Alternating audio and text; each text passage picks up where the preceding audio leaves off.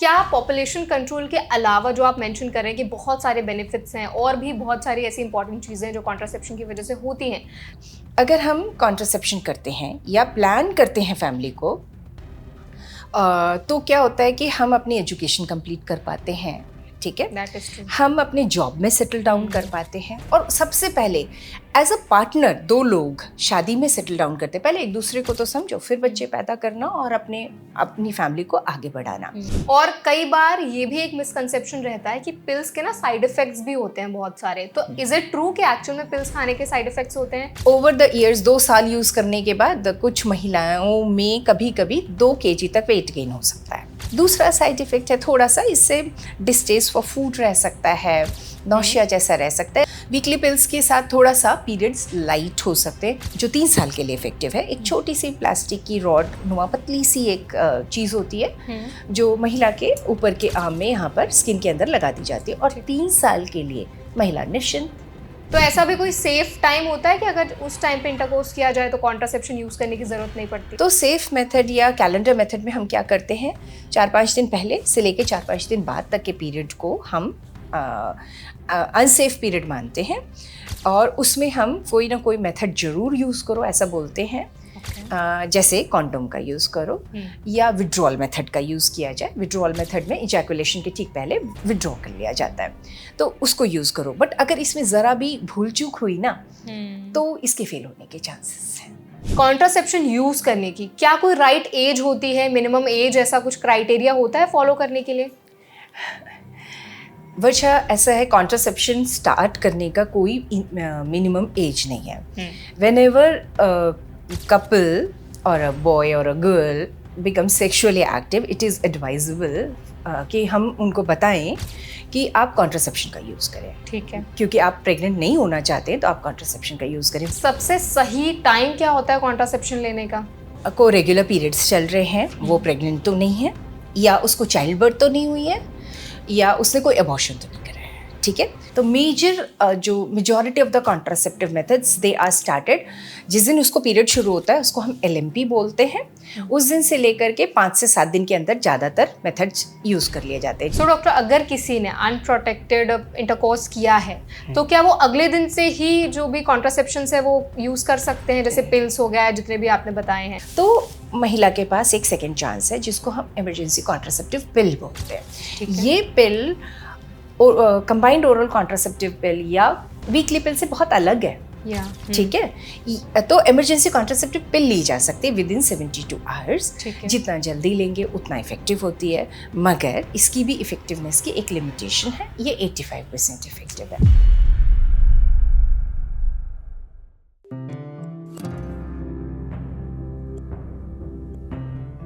अनचाही pregnancy से बचने के लिए और सही फैमिली प्लानिंग के लिए कॉन्ट्रासेप्शन बहुत इंपॉर्टेंट होता है।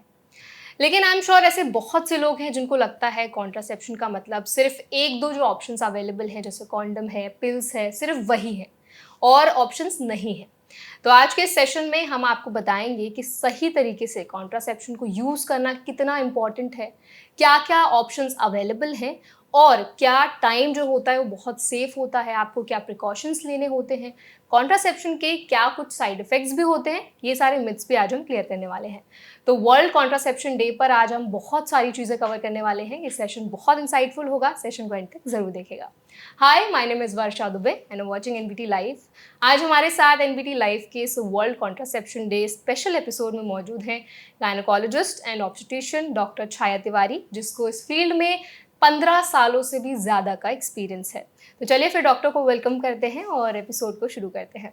Hello doctor Chhaya, welcome to NBT live. Thank you Varsha. So doctor, जैसे मैंने बताया, आज का जो हमारा सेशन है वो world contraception day special episode होने वाला है। आई थिंक एक ऐसी चीज़ है जो सबको अवेयर होना बहुत इंपॉर्टेंट है। अगर आप देखेंगी ना, आज भी सोसाइटी में कॉन्ट्रासेप्शन को लेकर एक झिझक है मन में, उतना लोग ओपनली बात नहीं कर पाते। सो आपको क्या लगता है इसका क्या मेजर रीज़न है और क्या ऐसी चीज़ें हैं जो हर किसी को कॉन्ट्रासेप्शन के बारे में पता होनी बहुत इंपॉर्टेंट है? आपने बिल्कुल सही कहा वर्षा कि कॉन्ट्रासेप्शन के बारे में हमारी सोसाइटी में बहुत झिझक है। फैमिलीज़ में, इवन कपल के बीच में भी इसके बारे में खुल करके बात नहीं होती है, और शायद इसी शर्मा शर्मी में हम आज 140 करोड़ पार कर चुके हैं। तो एक्चुअली मुझे लगता है कि कॉन्ट्रासेप्शन की जब भी बात आती है ना, तो इसको एक रिलेट किया जाता है, कनेक्ट किया जाता है सेक्सुअल इंटरकोर्स या सेक्सुअल एक्टिविटी से। तो इस वजह से इसको इसके बारे में बहुत झिझक है, खुल के लोग बातचीत नहीं करते हैं, और अगर बातचीत होती भी है तो बड़े दबे छुपे अंदाज में होती है। यहाँ तक कि शादी के तुरंत बाद कपल आपस में भी नहीं बात करते हैं। फैमिली की तो बात बहुत बाद में आती है, या पूछते भी हैं, जैसे अगर किसी को ज़रूरत भी होती है ऐसी इन्फॉर्मेशन की तो वो लोग अपने साथियों से पूछते हैं। वो इक्वली अनअवेयर हैं, और या उनके अपने जो है पूर्वाग्रह हो सकते हैं, तो ले करके इस सबसे सिचुएशन जो है ना बड़ी अच्छी सी नहीं है। ज़रूरत ये है कि इसके बारे में बातचीत की जाए। That is true. दूसरा एक बहुत ही कॉमन सा हमारी सोसाइटी में देखा जाता है कि शादी होते ही ना सब इंतजार करने लगते हैं कि खुशखबरी कब दे रहे हो। एंड इवन ये इतना डीप रूटेड है कि ये मान लिया गया है कि नई फैमिली में सेटल करने के लिए या शादी में सेटल डाउन करने के लिए सबसे पहले एक बच्चा पैदा कर लो, फिर उसके बाद आपका सब लाइफ सॉर्टेड है। जबकि ये ऐसा बिल्कुल नहीं है। पहले आपस में तो सेटल डाउन करो, आपस में तो एक रिश्ता डेवलप करो। और जब कॉन्ट्रासेप्शन की बात आती है तो मोस्टली हम जो बात करते हैं वो हम लिमिट करने की बात को कॉन्ट्रासेप्शन से रिलेट करते हैं। कंट्रोल करना है, लिमिट करना है, बस इसके बाद अब नहीं चाहिए। तो मतलब कि जल्दी जल्दी 2 बच्चे पैदा कर लो, आपकी फैमिली कंप्लीट हो जाए, फिर आप कॉन्ट्रासेप्शन के बारे में सोचो। ऐसा बहुत आम धारणा है, और यही एक नई बहू घर में आती है उसको सिखाया जाता है, ठीक है, कि जल्दी जल्दी देखो 2 बच्चे पैदा कर लो उसके बाद सोचना। जबकि contraception is wider than this limiting only. It is about delaying first pregnancy, it is about spacing between 2 pregnancy, then comes the limiting. और इसके लिए बहुत सारे मेथड्स हैं हमारे सामने जिनके बारे में आज हम लोग बातचीत करेंगे। और कॉन्ट्रासेप्शन को सिर्फ लिमिट करने के समझ करके, मतलब लाइक लाइगेशन या वैसेक्टमी, या जिनको हम परमानेंट मेथड्स कहते हैं, सिर्फ वो नहीं है कॉन्ट्रासेप्शन, उससे बहुत कुछ ज़्यादा है। सो डॉक्टर, जैसे अभी आपने ना एक बहुत इंपॉर्टेंट चीज़ बोली कि हमेशा हम कॉन्ट्रासेप्शन का मतलब समझते हैं पॉपुलेशन कंट्रोल, ठीक है। तो क्या पॉपुलेशन कंट्रोल के अलावा जो आप मेंशन कर रहे हैं कि बहुत सारे बेनिफिट्स हैं और भी बहुत सारी ऐसी इंपॉर्टेंट चीज़ें जो कॉन्ट्रासेप्शन की वजह से होती हैं, तो क्या है? क्या कुछ हेल्थ बेनिफिट्स मिलते हैं या कुछ हैप्पीनेस या कुछ ऐसा रहता है? श्योर, बिल्कुल। Thanks Varsha for asking this nice question. Contraception doesn't mean only family planning. Family planning से बहुत ज़्यादा बड़ा इसका इम्पैक्ट है ना। Family planning is one of the impact which contraception brings in, ठीक है। एक्चुअली जो होता है ना, कॉन्ट्रासेप्शन किसी भी फैमिली के फ्यूचर के लिए या उनके पूरे जीवन का रोड मैप बनाता है। So if a couple decides कि हमें अभी फर्स्ट प्रेगनेंसी हमें जो है डिले करनी है, उसके अपने एडवांटेजेस हैं, या 2 बच्चों के बीच में स्पेसिंग रखनी है, उसके अपने एडवांटेजेस हैं, which are more than medical. Just medical पे तो हम सबका ध्यान जाता है, सारा सिस्टम, चाहे वो गवर्नमेंट सिस्टम हो, हेल्थ सिस्टम हो, एवरीबडी इज टॉकिंग अबाउट और focused on the population control, but it has a bigger impact जिसको हमें देखने की ज़रूरत है और हमें अपनी सोसाइटी को बताने की ज़रूरत है, जिससे कि ज़्यादा से ज़्यादा लोग इसको यूज़ करें। देखिए क्या होता क्या है, अगर हम कॉन्ट्रासेप्शन करते हैं या प्लान करते हैं फैमिली को, तो क्या होता है कि हम अपनी एजुकेशन कंप्लीट कर पाते हैं, ठीक है, हम अपने जॉब में सेटल डाउन कर पाते हैं, और सबसे पहले एज अ पार्टनर 2 लोग शादी में सेटल डाउन करते हैं। पहले एक दूसरे को तो समझो, फिर बच्चे पैदा करना और अपनी फैमिली को आगे बढ़ाना। इसका हैप्पीनेस पे इम्पैक्ट है, इसका फाइनेंशियल वेलबींग पर इम्पैक्ट है, इसका हेल्थ पर तो है ही, और ओवरऑल सोसाइटी में बहुत इसका इम्पैक्ट है। So if you delay the first conception और pregnancy bye 2 years at least after marriage, it is going to give you a very good result as a couple, as a family. You will be more prepared to take care of a new role by choice. So I always say motherhood should not be by chance, it should be by choice. One. Well said. And 2, keeping a gap of 3 years between two pregnancy also brings a very positive impact on the first child as well as the health of the second child. और mother की health तो है ही है, body को time चाहिए होता है recover करने के लिए। एग्जैक्टली। आई थिंक डॉक्टर आपने बहुत इंपॉर्टेंट चीज़ें हाईलाइट की हैं, जैसे प्रेशर रहता है ना फैमिली से, शादी हो गई बस बच्चे कर लो, फिर आगे जाके देखना जो भी काम करना है या अपनी जो भी शौक पूरे करने हैं, तो लोग आई थिंक ऐसे ही बोलते हैं। बिल्कुल, मैंने भी काफ़ी बार ऐसा सुना है काफ़ी लोगों से। सो बेसिकली डॉक्टर हमने अभी तक समझा कि कॉन्ट्रासेप्शन के क्या बेनिफिट्स होते हैं। अब फॉर एग्जाम्पल कोई कपल है, ठीक है, उनको अभी बच्चा प्लान नहीं कर रहा है, फैमिली प्लान नहीं कर रही है, तो क्या क्या राइट और सबसे करेक्ट चॉइसेस रहेंगी कॉन्ट्रासेप्शन की? क्योंकि कई बार लोग इसमें भी कंफ्यूज हो जाते हैं कि हमें किस कॉन्ट्रासेप्शन के टुवर्ड्स जाना चाहिए और कैसे वो उनके लिए हेल्पफुल रहेगा। तो मैं बताना चाहूँगी कि जो हमारे मॉडर्न कॉन्ट्रासेप्टिव्स हैं, सारे के सारे मेथड्स बहुत सेफ, बहुत इफ़ेक्टिव हैं और इनको किसी भी एज की यंग गर्ल्स, यंग कपल, महिलाएं यूज़ कर सकती हैं। Okay. ठीक है, ऐसा नहीं है कि एक मेथड सिर्फ यंग लोगों के लिए है और एक method not for so young like 30+ और 40s में इनके लिए, ऐसा नहीं है।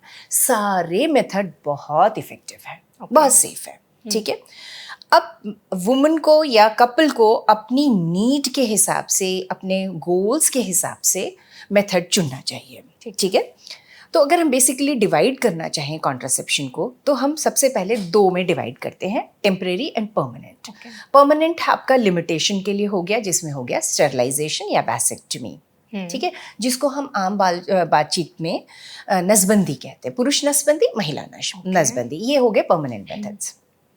टेम्परेरी मेथड्स में बाकी सारे मेथड्स आ गए आपके। टेम्परेरी मेथड्स को भी, और अगर हम ग्रॉसली डिवाइड करें तो ये कॉन्ट्रासेप्शन डिवाइड होता है हार्मोनल मेथड्स और नॉन हार्मोनल मेथड्स में, बस ये 2 हैं। और इनका काम है ओव्यूलेशन को सप्रेस करना, यानी अंडे बनने की प्रक्रिया को रोकना, फर्टिलाइजेशन को नहीं होने देना, और अगर फर्टिलाइजेशन हो जाए तो इम्प्लांट नहीं होने देना, चाहे वो हार्मोनल मेथड हो चाहे नॉन हार्मोनल मेथड हो। तो डिपेंड ये करता है कि कपल को, और बस इनको लेने के तरीके अलग अलग हैं, तो कपल को कौन सा लेने का, इस्तेमाल करने का तरीका उसको सूट करता है, उसके हिसाब से मेथड चुन लें। इसके बारे में अधिक जानकारी के लिए आप अपने नज़दीकी स्वास्थ्य केंद्र, जो कि सरकारी भी हो सकता है, प्राइवेट भी हो सकता है, डॉक्टर से मिलें, हेल्थ वर्कर से मिलें, वो आपको इसमें गाइड कर देंगे। ओके, सो डॉक्टर अभी जैसे आपने बताया बहुत सारे ऑप्शंस होते हैं और कपल को अपने हिसाब से, अपनी चॉइस के हिसाब से उनको चूज करना चाहिए। बिल्कुल। आई थिंक बहुत से लोग पिल्स का इस्तेमाल भी करते हैं। बिल्कुल। और कई बार ये भी एक मिसकंसेप्शन रहता है कि पिल्स के ना साइड इफेक्ट्स भी होते हैं बहुत सारे, तो इज इट ट्रू कि एक्चुअल में पिल्स खाने के साइड इफेक्ट्स होते हैं? ओके, तो हम अगर overall side effects of contraception की बात करते हैं, हम सिर्फ पिल्स की नहीं बात करते, यहाँ पर मैं चाहूँगी कि हम सारे मेथड्स के बारे में बात कर लेते हैं, क्योंकि हर मेथड को लेकर के लोगों के मन में कुछ कुछ भ्रांतियाँ हैं, कुछ डर हैं। ठीक है, तो मैं ये कहना चाहूँगी कि मॉडर्न मेडिसिन में किसी भी ट्रीटमेंट प्रोसीजर या मेडिसिन के effect, side effect and adverse effect, 3 चीज़ें होती हैं। इफ़ेक्ट तो वो हो गया, तभी तो वो काम करती हैं। ठीक है, साइड इफ़ेक्ट क्या होते हैं? इफ़ेक्ट का ही थोड़ा सा एक्सटेंशन है, जो उसके साथ होते ही हैं, लेकिन वो सीरियस नहीं है, सीरियस नहीं होते। मोस्ट ऑफ द टाइम उसके लिए कोई ट्रीटमेंट की भी ज़रूरत नहीं होती है, बस हमें पता होना चाहिए कि ऐसा हो सकता है। अगर ज़्यादा हो रहा है कोई तकलीफ़, तो हम उसके लिए छोटी मोटी दवाइयाँ दे देंगे, या हम आपको तरीका बता देंगे, या बहुत होगा तो तरीका बदल देंगे। एडवर्स इफ़ेक्ट तो बहुत कम है, लेकिन मॉडर्न मेडिसिन के का रिज़ल्ट है कि आज की तारीख में हमारा जो एवरेज एज है इंडिया में, दैट हैज़ रीच्ड 73 ईयर्स।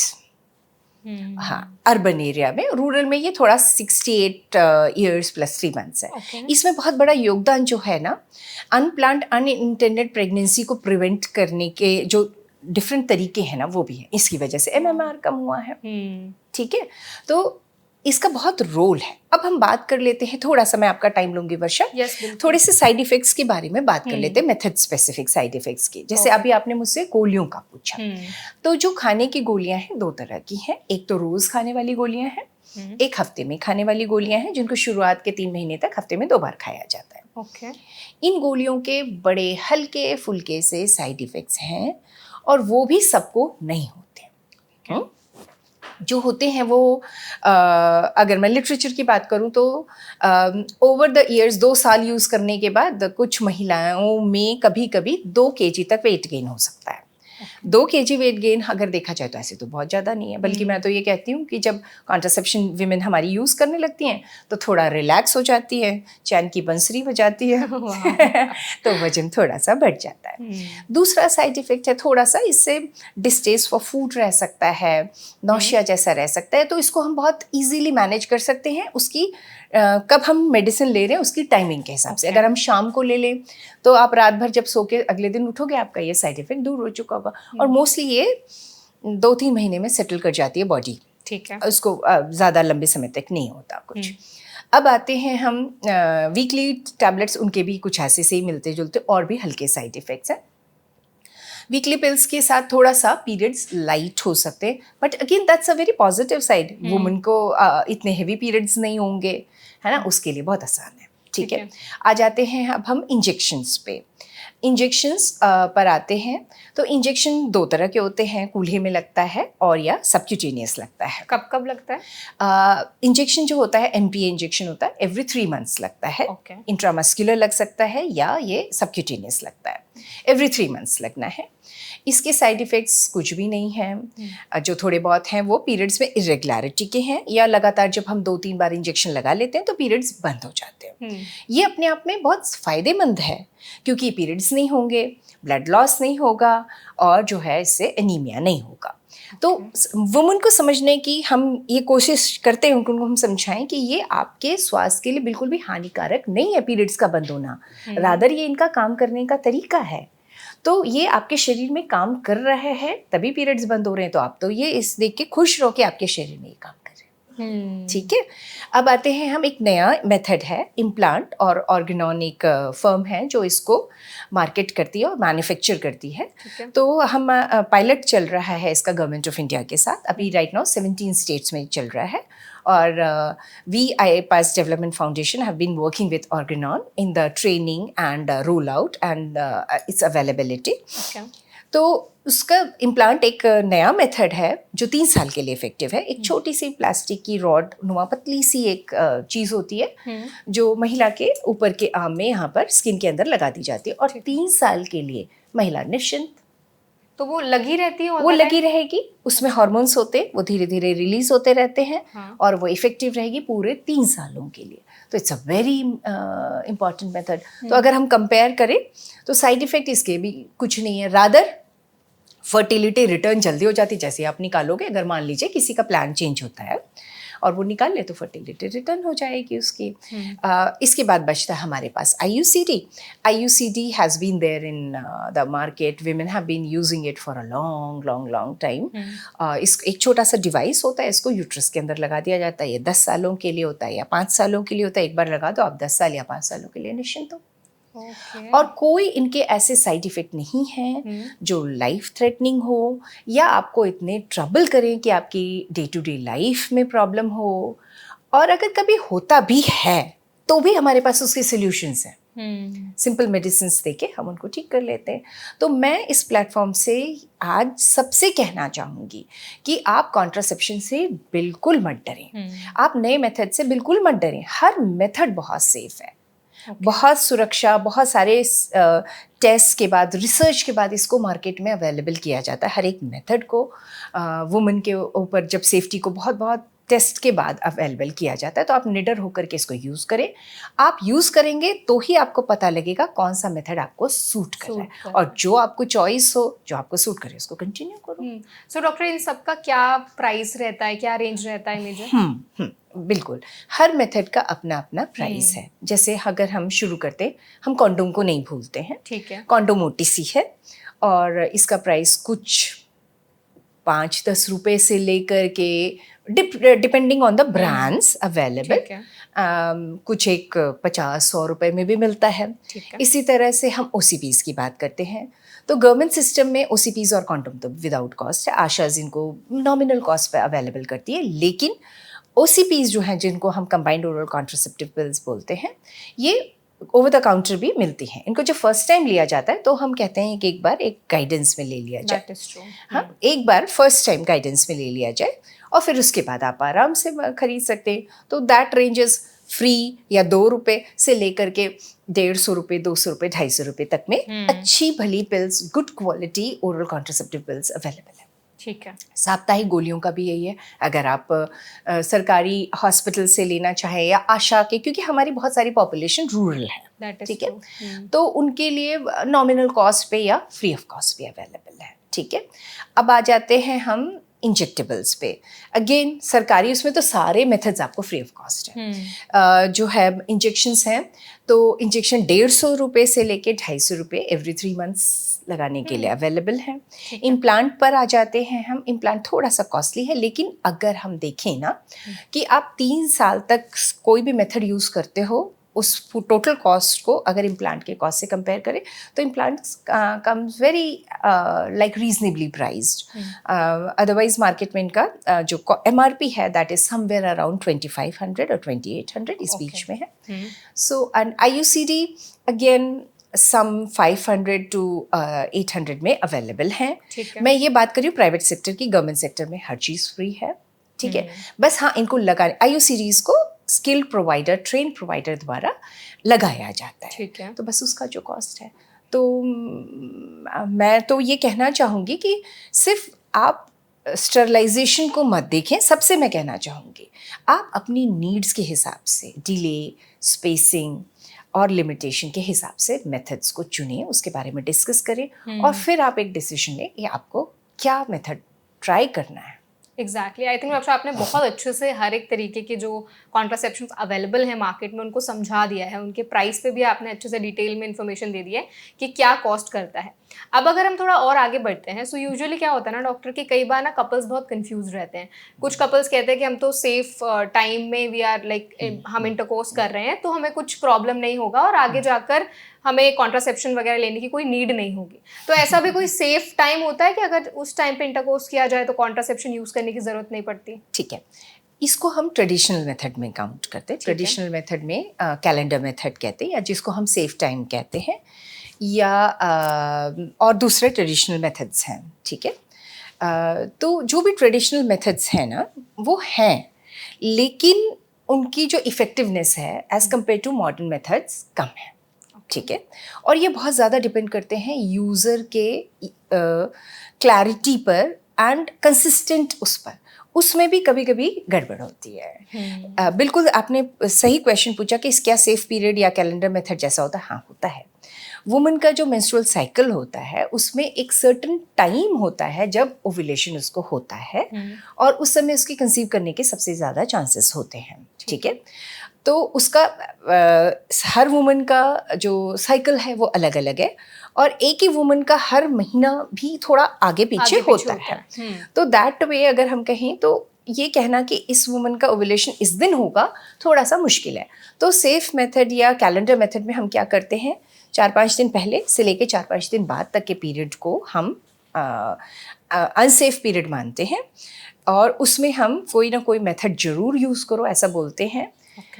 जैसे कॉन्डोम का यूज़ करो या विड्रॉल मेथड का यूज़ किया जाए। विड्रॉल मेथड में इजैकुलेशन के ठीक पहले विड्रॉ कर लिया जाता है, तो उसको यूज़ करो। बट अगर इसमें ज़रा भी भूल चूक हुई ना तो इसके फेल होने के चांसेस हैं। इसलिए मैं ये कहूँगी कि ये मेथड्स हैं मगर इनकी इफ़ेक्टिवनेस में थोड़ी सी हमारे ऊपर बहुत कुछ डिपेंड करता है और हमने ज़रा भी चूका तो फेल हो जाते हैं। तो अगर if a person is planning contraception जिसको चाहिए कि 100% इफेक्टिव हो तो मॉडर्न कॉन्ट्रासेप्शन यूज़ करें। सो डॉक्टर ना अभी तक आपने बहुत अच्छे से हर एक तरीके की कॉन्ट्रासेप्शन के बारे में इन्फॉर्मेशन दी हमें। एक और बहुत कॉमन क्वेश्चन पूछा जाता है कि कॉन्ट्रासेप्शन यूज़ करने की क्या कोई राइट एज होती है, मिनिमम एज, ऐसा कुछ क्राइटेरिया होता है फॉलो करने के लिए? वजह ऐसा है, कॉन्ट्रासेप्शन स्टार्ट करने का कोई मिनिमम एज नहीं है। Whenever couple or a boy or a girl become sexually active, it is advisable कि हम उनको बताएं कि आप कॉन्ट्रासेप्शन का यूज़ करें। ठीक है, क्योंकि आप प्रेग्नेंट नहीं होना चाहते तो आप कॉन्ट्रासेप्शन का यूज़ करें। 1 ऑल्सो यंग पीपल को सेक्सुअली ट्रांसमिटेड डिजीजेस से बचने के लिए भी डुअल कॉन्ट्रासेप्शन यूज़ करना चाहिए। इसका मतलब है कोई आप कॉन्ट्रासेप्शन यूज़ करो रेगुलर वे में, जो भी यूज़ करते हो, करने का आप निश्चित करते हो, साथ में कॉन्डोम का यूज़ जरूर रखो। ओके, ठीक है। तो कोई मिनिमम एज नहीं है। जब भी कोई सेक्सुअली एक्टिव होता है, किशोर किशोरी, मैरिड अनमैरिड, उनको कॉन्ट्रासेप्शन का यूज़ करना चाहिए, जिससे कि वो अपनी मतलब अनचाही प्रेगनेंसी को प्रिवेंट कर सके। एग्जैक्टली। डॉक्टर, ऐसा भी कुछ होता है कि अगर महिला ब्रेस्ट फीड कर रही है तो उस टाइम पे अगर कपल इंटरकोर्स करते हैं कॉन्ट्रासेप्शन यूज किए बिना, तो वो सेफ रहता है? बिकॉज बहुत से लोगों को ये भी लगता है कि ब्रेस्ट फीडिंग के टाइम पे अगर इंटरकोर्स किया जाए बिना कॉन्ट्रासेप्शन के तो वो सेफ रहता है, तो इज इट एक्चुअली ट्रू? ये पार्शियली ट्रू है। ओके, पार्शियली ट्रू है। इस मेथड को हम लैम मेथड बोलते हैं। ठीक है। तो लैम मेथड एक ट्रेडिशनल मेथड है, इफ़ेक्टिव है, लेकिन उसके साथ बहुत सारे क्राइटेरियाज हैं। अगर उन क्राइटेरियाज को फुलफिल करती है महिला तो ये इफ़ेक्टिव है, लेकिन वो भी अगेन चाइल्ड बर्थ के विद इन 6 मंथ्स। तो क्या क्राइटेरिया है कि अगर child birth with in 6 month हुआ है और महिला बराबर अपने बच्चे को फीड कर रही है, जिसमें वो रात मतलब 3 घंटे में फीड करती है, ऐसा नहीं कि रात भर उसने फीड नहीं किया तो भी ये प्रोटेक्शन मिलेगा, नहीं। अगर हर 3 से 3.5 घंटे पे फीड कर रही है, मतलब जिसको हम कहते हैं एक्सक्लूसिव ब्रेस्ट फीडिंग, और बच्चे को ऊपर से पानी भी नहीं दिया जा रहा है, अगर एक्सक्लूसिव ब्रेस्ट फीडिंग है, वुमन को पीरियड्स नहीं आए हैं, ठीक है, तब हम फर्स्ट 6 मंथ्स के लिए ये मान सकते हैं कि अगर इस फर्स्ट 6 मंथ्स में एक कपल कोई प्रोटेक्शन नहीं लेता है या कोई मेथड नहीं यूज़ करता है तो वो उसको लैम्प से प्रोटेक्शन मिलेगा। लगे, लेकिन अगर इनमें से कोई भी चीज़ नहीं है, जैसे चाइल्ड बर्थ को 6 महीने से ज़्यादा हो गए हैं, या एक्सक्लूसिव ब्रेस्ट फीडिंग नहीं है, मतलब बीच बीच में वो बॉटल से फीड कर दे रही है, टॉप फीडिंग है, या पानी पिला रही है, या कुछ और चीज़ें बच्चे को ऊपर से दी जा रही है, या 3 घंटे से ज़्यादा का गैप हो जा रहा है, या कभी कभी कुछ विमेन को पीरियड्स रिज्यूम कर जाते हैं, पीरियड शुरू हो जाते हैं, अगर इनमें से कुछ भी है ना, तो ये लैम्प मेथड उनके लिए इफेक्टिव बिल्कुल नहीं है। 6 मंथ्स के बाद तो लैम्प को नहीं कंसिडर करना चाहिए, बल्कि होता यही है कि अक्सर लोग ये सोचते हैं, और जिसको हम कहते हैं लैक्टेशनल एमिनोरिया, इसी में वो कंसीव कर जाते हैं, पता लगते लगते भी 2-3 महीने बीत जाते हैं। ओह गॉड। और सेकंड प्रेगनेंसी आ जाती है। सो डॉक्टर, अभी जितने भी आपने मेथड्स बताए थे ना, एक और सवाल मेरा छूट गया था। बेसिकली कई बार ऐसा भी होता है ना कि कितने मंथ्स का पीरियड अगर मिस हो रहा है तो उस हिसाब से इफेक्टिवनेस भी रहती होगी हर एक जितने भी मेथड्स आपने शेयर करे। फॉर एग्जाम्पल, अगर किसी की 2 मंथ्स की प्रेगनेंसी मिस हो रही 2 मंथ्स के पीरियड्स मिस हो रहे हैं, तो उस टाइम पे आप पिल्स देते हो? क्या मेथड सबसे ज़्यादा सूटेबल रहता है? मैं बहुत अच्छा क्वेश्चन पूछा। कोई भी sexually active reproductive age group की गर्ल वुमन है, वो पीरियड मिस करती है तो उसको और सेक्सुअली एक्टिव है तो उसको प्रेगनेंसी रूल आउट करना फास्ट है। ठीक है। अगर प्रेगनेंसी रूल आउट हो गई है और वो प्रेग्नेंट नहीं है तो फिर हमको दूसरी चीज़ें पता करनी पड़ेगी कि भाई पीरियड्स क्यों नहीं आ रहे हैं। ठीक है। तो अगर जैसे आपका क्वेश्चन है कि 2 महीने तक अगर किसी को पीरियड्स नहीं आए तो उसको कौन सा मेथड दिया जाएगा, तो 2 महीने तक अगर किसी को पीरियड नहीं आए तो सबसे पहले तो ये पता किया जाएगा क्या वो प्रेग्नेंट है या नहीं। अगर वो प्रेग्नेंट है तो फिर इनमें से कॉन्ट्रासेप्शन का कोई रोल नहीं है। पहले तो इस प्रेगनेंसी को मैनेज करना पड़ेगा, whether she wants to continue this pregnancy और she wants to terminate this pregnancy, तो वहाँ होगा। ठीक है। और अगर वो प्रेग्नेंट नहीं है, मान लीजिए एक है वुमन और 2 महीने से उसको पीरियड्स नहीं आए और वो प्रेग्नेंट नहीं है, उसने टेस्ट किया, यूरिन प्रेगनेंसी टेस्ट किया, उसमें प्रेग्नेंट नहीं है, तो मैं उसे सजेस्ट करूँगी कि फिर आप जाके क्वालिफाइड डॉक्टर से मिलो, वो पता लगाएंगे कि क्यों आपके पीरियड्स नहीं आए हैं और उसके हिसाब से आपको ट्रीटमेंट देंगे, तब फिर कॉन्ट्रासेप्शन की हम बात करेंगे। अच्छा, ओके। मतलब अगर प्रेगनेंसी है तो फिर वो डिपेंड करता है कि उनको कंटिन्यू करना है या नहीं करना है। फिर तो कॉन्ट्रासेप्शन का कोई रोल ही नहीं है ना। आप कॉन्ट्रासेप्शन तो नहीं शुरू करोगे, फिर तो आपको ये डिसाइड करना है कि whether you want to continue this pregnancy और यू डू नॉट वांट। और अगर नहीं चाहिए प्रेगनेंसी तो क्या करता है? हाँ, अगर प्रेगनेंसी नहीं चाहिए तो then we have an option of abortion, और आईपास डेवलपमेंट फाउंडेशन काम करता है सेफ अबॉर्शन के क्षेत्र में गवर्नमेंट ऑफ इंडिया के साथ, वेरियस स्टेट गवर्नमेंट के साथ। और हमारे देश में जो गर्भपात है वो कानूनन अवेलेबल है। हमारे यहाँ का जो है गर्भपात के लिए लॉ बना हुआ है। वुमन को ज़रूरत पड़ने पर गर्भपात सेवाएं उपलब्ध हैं, सरकारी में, प्राइवेट में, सब जगह। तो महिला अपने जो नज़दीकी स्वास्थ्य केंद्र है वहाँ जाए और गर्भपात सेवाओं का उनको एक्सेस करें। ठीक है। सो डॉक्टर, सबसे सही टाइम क्या होता है कॉन्ट्रासेप्शन लेने का? ओके, ये डिपेंड करता है कि वुमन को रेगुलर पीरियड्स चल रहे हैं, वो प्रेग्नेंट तो नहीं है, या उसको चाइल्ड बर्थ तो नहीं हुई है, या उसने कोई अबॉर्शन तो नहीं कराया है। ठीक है। इंटरवल पीरियड कहते हैं, एक टेक्निकल टर्म है, यानी कि जो वुमन प्रेग्नेंट नहीं है ना ही उसने अबॉर्शन कराया है, उसके पीरियड्स रेगुलर चल रहे हैं। ठीक है। और उसको अगर कोई कॉन्ट्रासेप्शन शुरू करना है तो जो majority of the contraceptive methods they are started, जिस दिन उसको पीरियड शुरू होता है उसको हम LMP बोलते हैं। उस दिन से लेकर के 5 से 7 दिन के अंदर ज़्यादातर मेथड्स यूज़ कर लिए जाते हैं, चाहे वो इम्प्लांट लगाना हो, चाहे वो इंजेक्शन लगाना हो, चाहे उसे रोज़ खाने वाली गोलियाँ लेनी हो, या IUCD लगाना हो। हाँ, IUCD को हम पीरियड्स में, मतलब साइकिल में डे 1 से लेकर के डे 12 तक लगा सकते हैं। ठीक है। सॉरी, डे 15 तक हम लगा सकते हैं, IUCD को हम लगा सकते हैं। ठीक है, परफेक्ट। डॉक्टर, कई बार ऐसा भी होता है कि लोगों को लगता है कि वर्षा, ये तो हो गया इंटरवल पीरियड। डिलीवरी के बाद जो होता है, जिसको पोस्टमार्टम कहते हैं हम, उसमें अलग अलग मेथड का अलग अलग शुरू करने का समय है। उसके डिटेल्स में मैं नहीं जाऊंगी क्योंकि वो थोड़ा टेक्निकल है। तो अगर किसी को डिलीवरी हुई है तो वो स्वास्थ्य केंद्र में जाके डॉक्टर से बताए और उसके हिसाब से कि वो किस पीरियड में है उसको मेथड दिया जाएगा। इसी तरह अबॉर्शन के बाद सारे के सारे मेथड्स शुरू करे जा सकते हैं, बस उनको शुरू करने का टाइम अलग अलग है।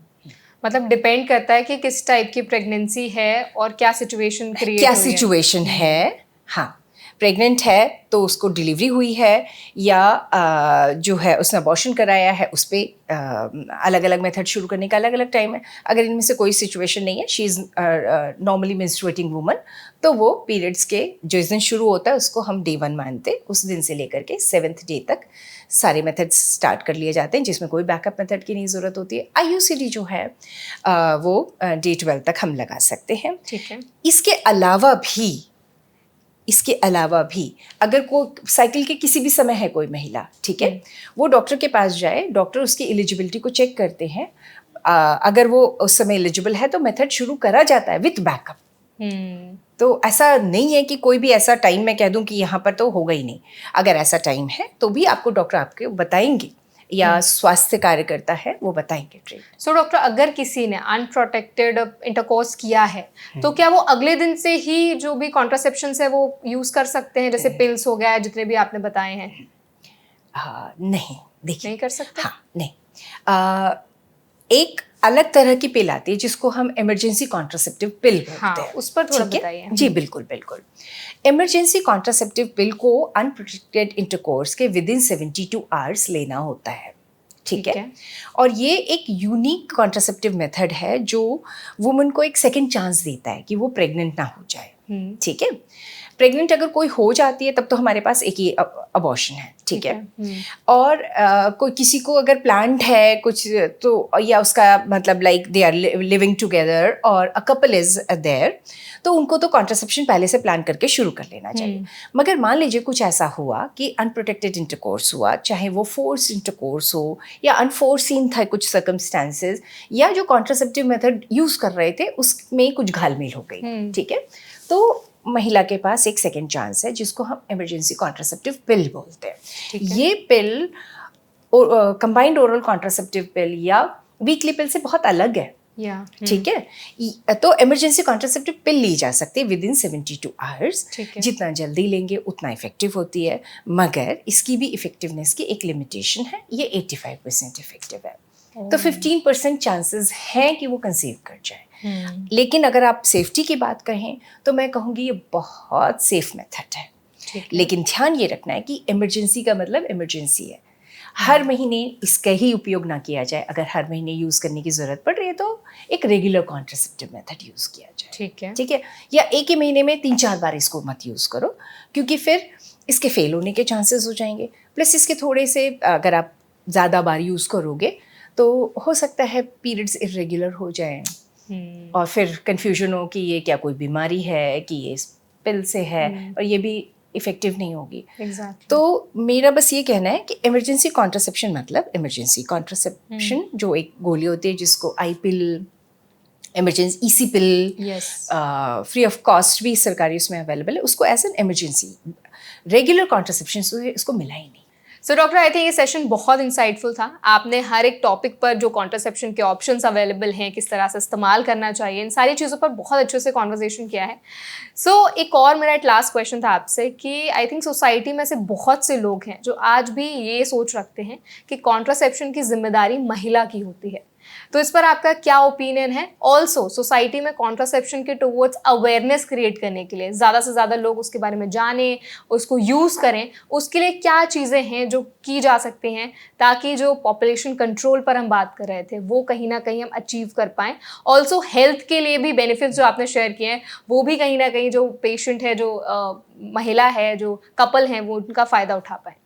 सबसे पहले हम पेशेंट कहना बंद करें। बिल्कुल, हाँ, ठीक है, क्योंकि कॉन्ट्रासेप्शन के पर्सपेक्टिव में जब वुमन हमारे पास आ रही है, कपल हमारे पास आ रही है, वो बीमार नहीं है, तो हम उनको वुमन बोलते हैं या कपल बोलते हैं। ठीक है, वन। और बिल्कुल आपने सही कहा कि कॉन्ट्रासेप्शन की जो जिम्मेदारी है या गर्भ निरोधन की जो जिम्मेदारी है वो महिला की मान ली जाती है। उसकी कई वजहें हैं और पैराडॉक्स भी है, विरोधाभास भी है कि मान ली जाती है उसकी जिम्मेदारी, लेकिन डिसीजन मेकिंग का उसको कोई पावर नहीं दिया जाता। जिम्मेदारी तो तुम्हारी है, लेकिन डिसाइड तुम नहीं कर सकती। उसके लिए तुमको सबसे पूछना पड़ेगा। जब पूरा परिवार मान जाएगा हाँ ठीक है, तब तुम यूज़ कर सकते हो। दिस इज़ अ मतलब not very pleasant situation to be in, but here is the reality है। तो हमारे जो कपल है ना, उसको सबसे पहले तो उनको बातचीत करने की आपस में ज़रूरत है। होता क्या है कि हमारे यहाँ आज भी जो ज़्यादातर शादियाँ जो हैं अरेंज मैरिज सेटअप में होती हैं, वहाँ इतनी शर्मा शर्मी है कि बिल्कुल बात नहीं होगी। कॉन्ट्रासेप्शन पर तो बिल्कुल ही नहीं होगी कि अगर कॉन्ट्रासेप्शन पे एक वुमन ने बात कर ली तो अगला ये समझ लेगा कि पता नहीं कितनी ज़्यादा इसको नॉलेज है, पता नहीं कितनी ये वो है। ठीक है, आप समझ लो, वर्ल्ड वाइज बात आ जाती है, वर्ल्ड वाइज मान लिया जाता है ना। लेकिन जिम्मेदारी उसकी मानी जाती है। ठीक है, तो कपल ही नहीं बात करता, परिवार तो बहुत दूर की बात है। ठीक है, तो इसको अगर एड्रेस करना है तो ये बहुत चीज़ें जो है डीप रूटेड हैं। सबसे पहले हम कोशिश करें कि कपल आपस में बात करें। गवर्नमेंट की बहुत सारी पॉलिसीज़ हैं, गवर्नमेंट की रूरल, उसमें हमारे जो आशाज़ हैं, जो हमारी फ्रंट लाइन हेल्थ वर्कर्स हैं, जिनके थ्रू हम एक्चुअली कम्युनिटी में चेंज लाते हैं या लाने की कोशिश करते हैं, वो एक नई पहल किट करके एक किट देती हैं एक नए शादीशुदा जोड़े को। हाँ, उसमें इमीडिएट कॉन्ट्रासेप्शन के लिए क्या क्या हो सकता है, डिले करने के क्या फ़ायदे हैं, उनके उसमें इंफॉर्मेशन होती है। ऐसी बहुत सारी पॉलिसीज़ हैं, ESB 1, ESB 2, इन पर काम हो रहा है, धीरे धीरे हो रहा है। लेकिन जो बदलाव है ना, वो बिल्कुल कछुआ स्पीड से है। ठीक है, तो इसमें हमको एक बहुत ही फोकस्ड अप्रोच रखने की ज़रूरत होगी और साथ ही थोड़ा नॉर्मलाइज करना होगा डिस्कशन को अबाउट कॉन्ट्रासेप्शन या फैमिली प्लानिंग की। ठीक है, बहुत सारे देखिए हमारे जैसी एजेंसी हैं, आईपास डेवलपमेंट फाउंडेशन है, हम लोग बहुत सारे स्टेट में काम कर रहे हैं यूथ के साथ में, और जो है यंग कपल या ज़ीरो पैरिटी कपल हम कहते हैं, हमारे प्रोग्राम्स हैं, हम उसमें काम कर रहे हैं। बहुत सी कम्युनिटी बेस्ड एक्टिविटीज़ हम कर रहे हैं, बट ये छोटे स्केल पर है। ठीक है, इन एक्टिविटीज़ को मास लेवल पे करने, रेप्लिकेट करने की ज़रूरत है, जिनमें जो है हम करते हैं कुछ एक्टिविटीज़ जिसमें हम VHSND के साथ एक्टिविटीज़ को मिलाते हैं, सासों को भी बुलाते हैं, सास बहू सम्मेलन कराते हैं कि आओ कम से कम घर में बातचीत करना शुरू हो। ठीक है, जिससे कि फिर थोड़ा सा नॉर्मलाइज हो और उस पर बातचीत हो। ठीक है, इसके साथ ही कैसे हम अवेयरनेस को करें, तो 2-3 मेरे दिमाग में चीज़ें आती है। एक तो फ्रंटलाइन वर्कर्स के थ्रू हम इसको स्ट्रेंथन कर रहे हैं और इसको रेगुलरली कंटिन्यूअसली करते रहना है। दूसरा, हम इसको हर लेवल पे रिव्यू करें। फैमिली प्लानिंग की इफ़ेक्टिवनेस कम्युनिटी में अगर हम रिव्यू करते हैं ना, तो हमारे फ्रंटलाइन वर्कर्स का फोकस भी उधर रहता है। फिर जो आज की तारीख में सबसे इम्पॉर्टेंट और सबसे पावरफुल टूल है वो है सोशल मीडिया। दैट इज है ना। सोशल, जैसे आज हमारी वार्तालाप हो रही है, इस तरह के वार्तालाप हों, जो इन्फ्लुएंसर्स हैं वो इस तरह के लोगों को बुला करके करें जिनको ज़्यादा से ज़्यादा मासे सुनता है, और वो आप डिसमिनेट करें डिफरेंट प्लेटफॉर्म्स पे, और फोकस करके कि ये बिल्कुल यंग लोगों के लिए, ये नॉट सो यंग लोगों के लिए है, और उनके सारे जितने भी मिथ्स हैं ना उसको डिस्पेल करें।